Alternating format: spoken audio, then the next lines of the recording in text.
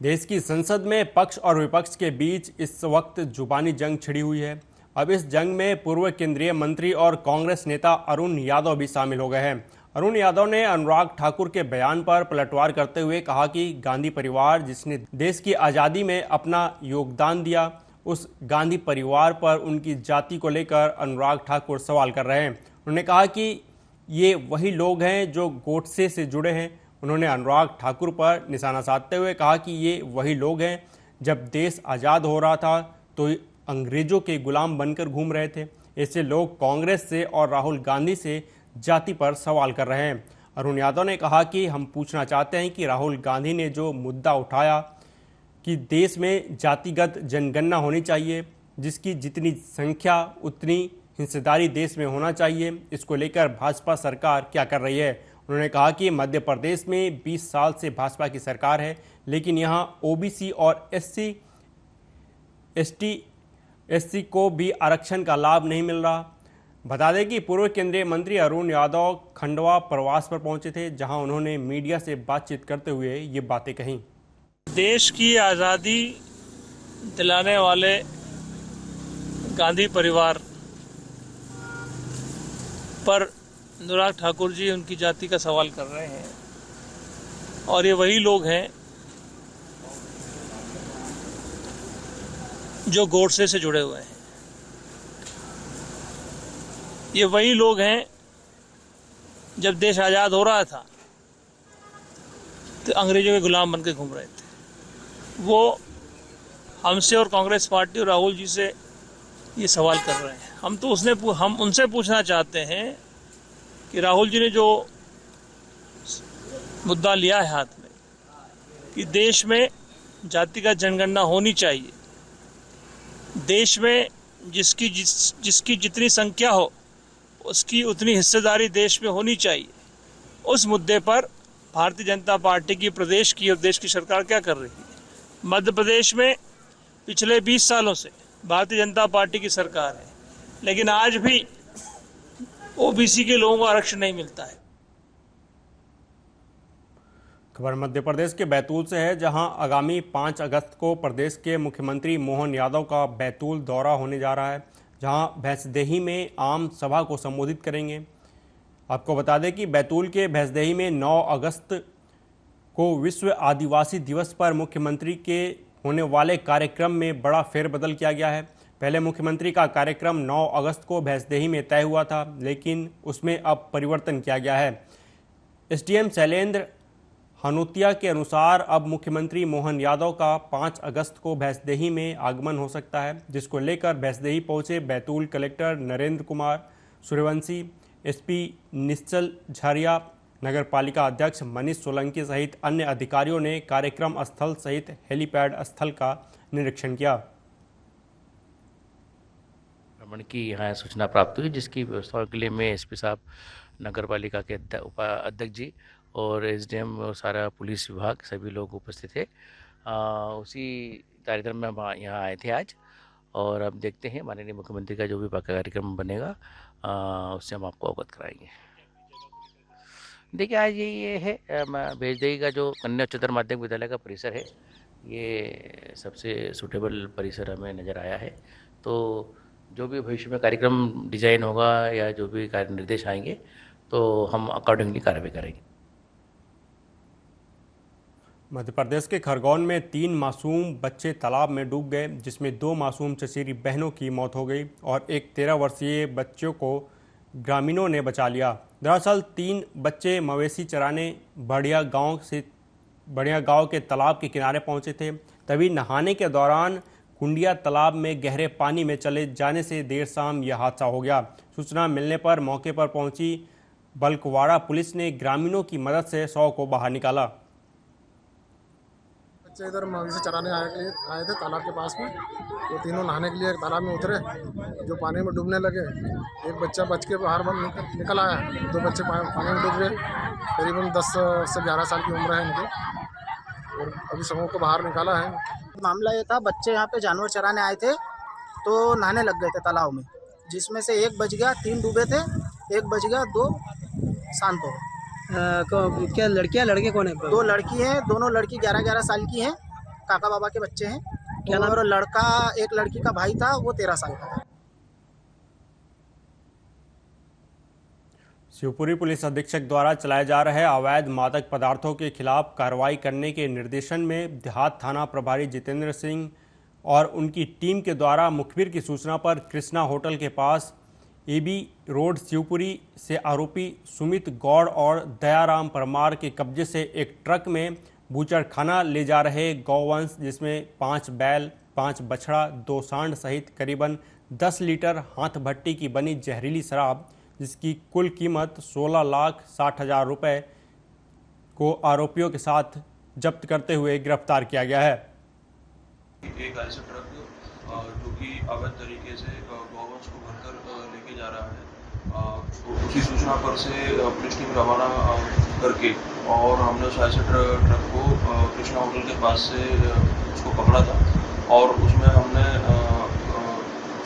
उसकी तलाशी लेने पर उस ट्रक में अवैध रूप से गौवंश उसमें वो लेके जा रहे थे। कितने क्या गौवंश? और उसमें हमको 12 गौवंश हमको उसमें मिले थे, और जो कि 5 बैल है, 5 बछड़ा है और 2 सांड। सर शराब वगैरह भी? जी शराब वगैरह भी? हाँ, उसमें हमें उनके पास से अवैध शराब भी हमको मिली है। कितनी का कीमत आ गई सर? ये करीबन 16,60,000 रुपये इसकी कीमत है। मध्य प्रदेश के दतिया में 29वीं बटालियन ऑडिटोरियम भवन में सैनिक सेवानिवृत्त सम्मेलन का आयोजन किया गया। इस दौरान सेनानी मनोहर सिंह मंडलोई ने अधीनस्थ अधिकारी एवं कर्मचारियों की समस्याओं को सुना। कर्मचारी ने अपनी छुट्टी तथा अन्य समस्याओं के बारे में उन्हें बताया। इस पर कमांडेंट मनोहर सिंह मंडलोई ने कर्मचारियों की समस्याओं को निराकरण के निर्देश प्रभारियों को दिए। इस दौरान 7 अधिकारी और कर्मचारियों की सेवानिवृत्ति पर शॉल श्रीफल देकर सम्मानित भी किया गया। पुलिस विभाग में बड़ी अच्छी परंपरा है कि आरक्षक से लेकर निरीक्षक स्तर तक के अधिकारी जो डायरेक्ट सेनानी या इकाई प्रमुख के सामने बात नहीं रख पाते हैं, वो सैनिक सम्मेलन के माध्यम से अपनी बात को रखते हैं। सेनानी या इकाई प्रमुख उनकी बात को या समस्या को सुनते हैं और यथा समय मौके पर ही समस्या का निराकरण का प्रयास किया जाता है। आज सैनिक सम्मेलन के साथ में 7 अधिकारी कर्मचारियों की सेवानिवृत्ति पर विदाई का कार्यक्रम भी रखा गया है। इस विदाई के अवसर पर जो सेवानिवृत्त हुए हैं उन सभी अधिकारी कर्मचारियों को इकाई की ओर से बहुत बहुत बधाई और शुभकामनाएं। वो स्वस्थ और प्रसन्न रहें और सुखमय जीवन जिए, ऐसी मंगल कामना। पुलिस मध्य प्रदेश के छतरपुर सिविल लाइन थाना की एक बुजुर्ग महिला ने पुलिस आरक्षक पर दुष्कर्म की कोशिश करने का आरोप लगाया है। घटना बीती 28 जुलाई की बताई जा रही है। महिला ने सिविल लाइन थाने में आरोपी आरक्षक के खिलाफ लिखित शिकायत दर्ज कराई है। शिकायत के बाद एसपी अगम जैन ने आरक्षक धर्मेंद्र सरवसिया को लाइन अटैच कर दिया है। पीड़ित महिला ने बताया कि 3 दिन पहले आरक्षक ने शराब के नशे में उसके घर में घुसकर उसके साथ अभद्रता करने और दुष्कर्म करने की कोशिश की। आरोपी आरक्षक महिला के घर पर किराए से मकान लेने के बहाने आया था। उसके साथ कुछ अन्य पुलिसकर्मी भी थे जो नशे में थे। हालांकि आरोपी आरक्षक ने घर में घुसने के बाद अन्य साथियों को वहां से भगा दिया था। महिला का कहना है कि वह घर में अकेली थी। इसी का फायदा उठाकर आरोपी आरक्षक ने दुष्कर्म की कोशिश की। हालांकि महिला के जोर जोर से चिल्लाने के बाद आरोपी आरक्षक वहां से महिला को धमकाते हुए भाग गया। पीड़ित महिला ने बताया कि इस वारदात के बाद वह 2 दिनों तक डरी सहमी हुई थी, इसलिए आज रिपोर्ट दर्ज कराने आई। पूरे मामले में छतरपुर एसपी इस प्रकार का एक आवेदन प्राप्त हुआ है और आरक्षक किया गया। वहीं दूसरी ओर सिविल लाइन थाना प्रभारी वाल्मीकि चौबे ने बताया कि महिला के साथ आरक्षक द्वारा अभद्रता गाली गलौज करने की शिकायत प्राप्त हुई है। लाइन में इस प्रकार का एक आवेदन प्राप्त हुआ है और आरक्षक को लाइन अटैच किया है और अन्य जो भी तथ्य सामने आएंगे उस आधार पर कार्रवाई की जाएगी। इसके सब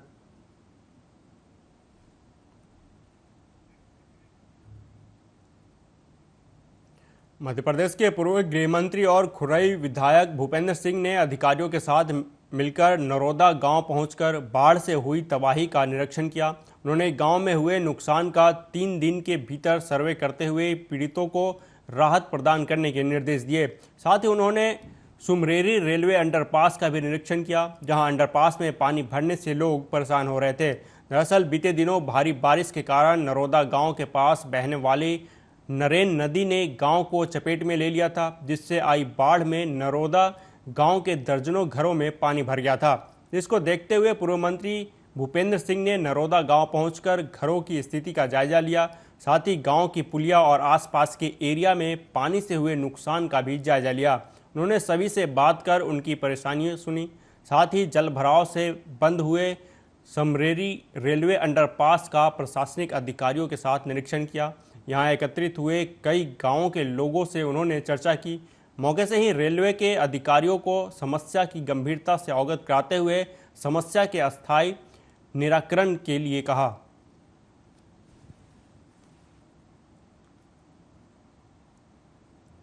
दतिया जिले के बरौन कला और उन्नाव क्षेत्र में बीते दिनों लवारिस अवैध रेत जब्त की गई थी।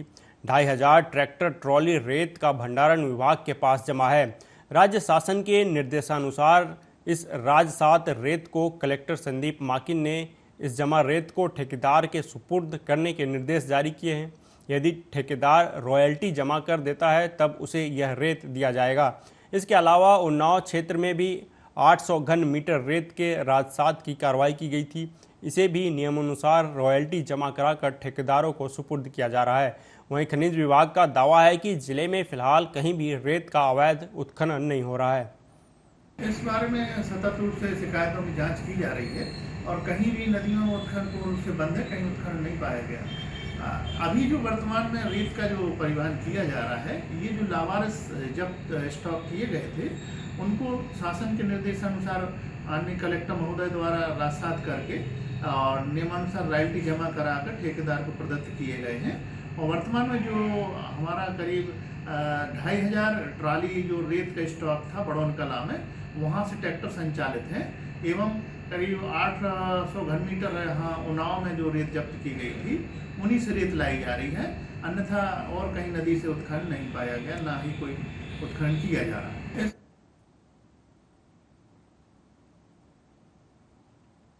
संसद में भाजपा सांसद अनुराग ठाकुर से राहुल गांधी के द्वारा जाति जनगणना करने की बात को लेकर अनुराग ठाकुर द्वारा राहुल गांधी का जाति पूछने पर कांग्रेस में आक्रोश है। इसी को लेकर कांग्रेस कार्यकर्ताओं ने भाजपा नेता अनुराग ठाकुर का पुतला फूंका। गोरखपुर अंबेडकर चौक के पास जिला अध्यक्ष निर्मला पासवान के नेतृत्व में कांग्रेसियों ने अनुराग ठाकुर का पुतला फूंका। कांग्रेस पार्टी जिला अध्यक्ष निर्मला पासवान ने बताया कि अनुराग ठाकुर ने जाति जनगणना कराए जाने पर राहुल गांधी से उनकी ही जात पूछने पर पूरे देश में कांग्रेस पार्टी के कार्यकर्ताओं में आक्रोश देखने को मिला। इसी कड़ी में आज गोरखपुर में भी कांग्रेसियों ने पुतला फूंककर विरोध प्रदर्शन करते हुए नाराजगी जताई। साथ ही भाजपा सरकार के खिलाफ विरोधी नारे लगाते हुए अनुराग ठाकुर की संसद से सदस्यता समाप्त करने की मांग की। जनगणना को लेकर के उन्होंने एक मुद्दा उठाया और सदैव गरीबों और पिछड़ों के लिए लड़ाई लड़ते रहे हैं, जिसमें अनुराग ठाकुर जी ने राहुल गांधी को जातिगत शब्दों से नवाज करके उनकी जाति पूछा और उनकी जाति को लेकर के उन्होंने अपशब्दों से करके उन्हें अपमानित किया, जो बहुत ही निंदनीय है। ये पूरे इतिहास में दर्ज है इस तरह का कुकृत्य और अनुराग ठाकुर का छिछोरापन, ये ठीक नहीं है। राहुल गांधी से जात पूछते हैं, अनुराग ठाकुर को पूछना चाहिए कि उनकी क्या जात है, उनके पिता कौन है, उनकी माता कौन है। वहीं दिल्ली में हुए कोचिंग हादसे के बाद हरकत में आए यूपी सरकार के निर्देश पर रायबरेली जिला प्रशासन एक्टिव मोड में नजर आया। डीएम हर्षिता माथुर ने मामले की गंभीरता को ध्यान में रखते हुए प्राधिकरण और मजिस्ट्रेट की टीमें बनाकर बेसमेंट में संचालित हो रही कोचिंग सेंटर और लाइब्रेरी की जांच की। रायबरेली के सिटी मजिस्ट्रेट और प्राधिकरण की संयुक्त टीम ने कई जगह छापेमारी की। छापेमारी के दौरान टीम को कई कोचिंग सेंटर बंद मिले, जहां से टीम बेरंग लौट आई। छापेमारी के दौरान एक लाइब्रेरी बेसमेंट में संचालित मिली, जिस पर कार्रवाई किए जाने की बात कही जा रही है।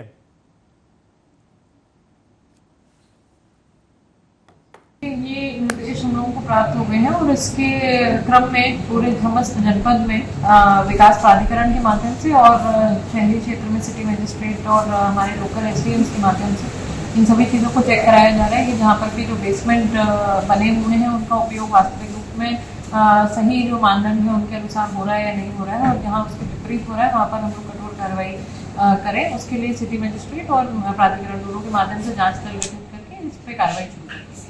ये रायबरेली में करंट की चपेट में आने से एक मासूम बच्चे की दर्दनाक मौत हो गई।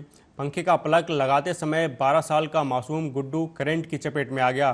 परिजन मासूम बच्चे को लेकर अस्पताल पहुंचे, लेकिन डॉक्टर ने उसे मृत घोषित कर दिया। सूचना पर पहुंची पुलिस ने शव को कब्जे में लेकर पोस्टमार्टम के लिए भेज दिया। घटना उचहार कोतवाली क्षेत्र के अलीगंज मोहल्ले की है।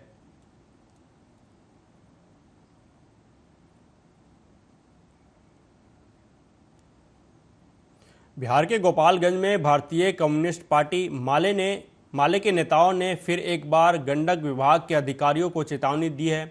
माले ने बाकायदा पत्र जारी कर यह चेतावनी दी है। बता दें कि गोपालगंज में मानसून सक्रिय नहीं होने के कारण किसानों के बोए गए फसल खेतों में पानी के अभाव में जमीन दोज हो रहे हैं। इसी को लेकर माले ने प्रदर्शन की चेतावनी दी है। माले ने सीधा विभाग को कहा है कि भोरे विधानसभा अंतर्गत 50,000 किसान नहरों पर आश्रित है।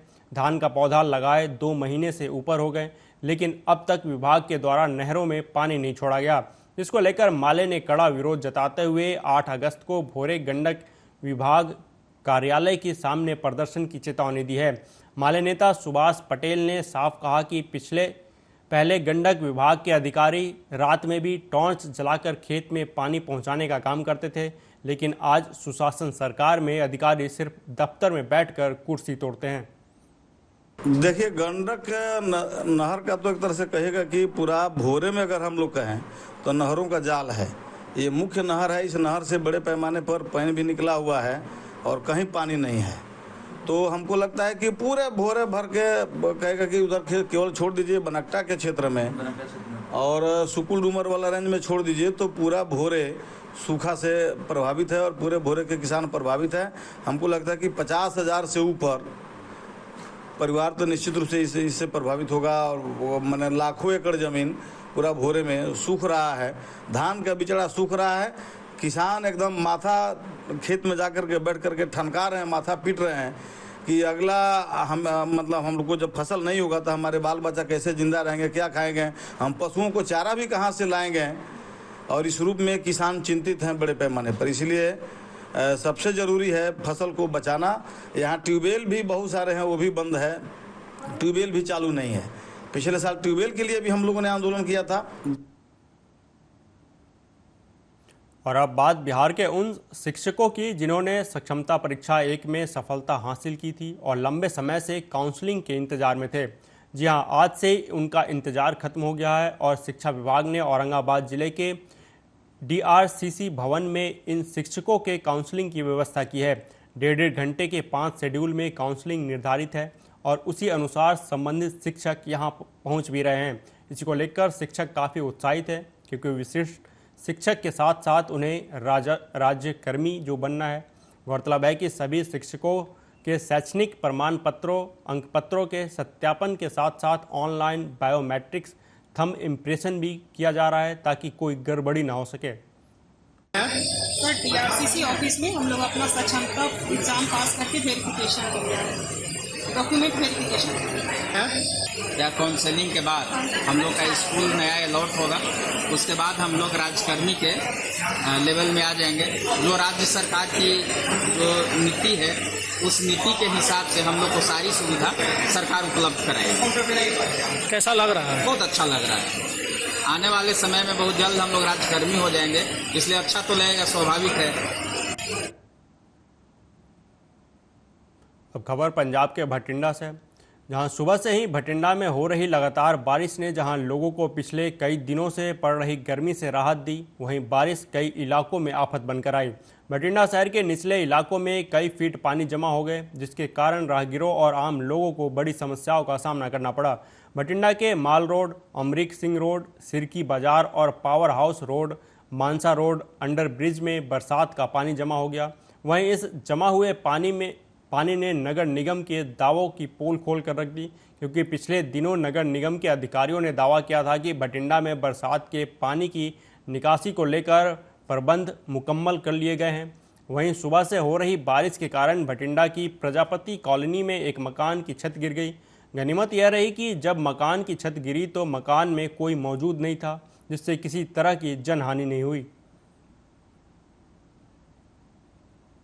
ਸਿੱਧਾ ਹੀ ਉਹੀ ਹਾਲ ਹੈ, ਥੋੜਾ ਜਿਹਾ ਮੀਂਹ ਪਿਆ ਜੀ, ਦੇਖੋ ਕਾਰੋਬਾਰ ਸਾਰਾ ਠੱਪ ਹੋ ਗਿਆ, ਸਵੇਰ ਨਾਲ ਸਾਰਾ ਬਾਜ਼ਾਰ ਬੰਦ ਪਿਆ ਜੀ। ਉਸ ਤੋਂ ਹੋਰ ਮੌਸਮ ਖਰਾਬ ਹੈ, ਜੇ ਮੀਂਹ ਆ ਜਾਂਦਾ ਬਹੁਤ ਜ਼ਿਆਦਾ ਮੁਸ਼ਕਲਾਂ ਵੱਧ ਜਾਣਗੀਆਂ। ਹੋਰ ਹਰ ਵਾਰ ਇਹੀ ਹਾਲਾਤ ਰਹਿੰਦੇ ਨੇ, ਪ੍ਰਸ਼ਾਸਨ ਵਾਲੇ ਕੀ ਕਹਿਣਾ ਚਾਹੁੰਦੇ? ਕੋਈ ਨਹੀਂ ਆਇਆ, ਇਹਦਾ ਕੋਈ ਅਧਿਕਾਰੀ ਨਹੀਂ ਦਿਖ ਰਿਹਾ ਸਾਨੂੰ, ਉਵੇਂ ਜ਼ਿਕਰ ਹੀ ਹੈ ਜੀ। ਕੋਈ ਪਾਣੀ ਉਹਨੇ ਹੀ ਖੜਾਗਾ, ਮੀਂਹ ਮਤਲਬ ਪੈ ਗਿਆ ਸਵੇਰੇ, ਪਾਣੀ ਬਹੁਤ ਜ਼ਿਆਦਾ ਖੜਾ ਬਾਜ਼ਾਰ ਦੇ ਵਿੱਚ, ਮੋਟਰਾਂ ਚੱਲੀ ਜਾਂਦੀਆਂ, ਪਰ ਲੱਗਦਾ ਨਹੀਂ, ਉਤੋਂ ਮੌਸਮ ਬਹੁਤ ਜ਼ਿਆਦਾ ਖਰਾਬ ਹੈ। ਜੇ ਮੀਂਹ ਦੁਬਾਰੇ ਆਉਂਦਾ ਤਾਂ ਬਹੁਤ ਵੱਡੀ ਸਮੱਸਿਆ ਹੋ ਸਕਦੀ ਹੈ। ਬਾਜ਼ਾਰ ਬਿਲਕੁਲ ਬੰਦ ਪਏ ਨੇ? ਬਾਜ਼ਾਰ ਬਿਲਕੁਲ ਬੰਦ ਪਿਆ, ਤੁਹਾਡੇ ਸਾਹਮਣੇ ਹੀ ਸਾਰਾ ਬਾਜ਼ਾਰ ਬੰਦ ਪਿਆ ਜੀ। फिलहाल इस बुलेटिन में अभी तक के लिए इतना ही। देश दुनिया की तमाम खबरों के लिए देखते रहिए आर्या न्यूज़। नमस्कार।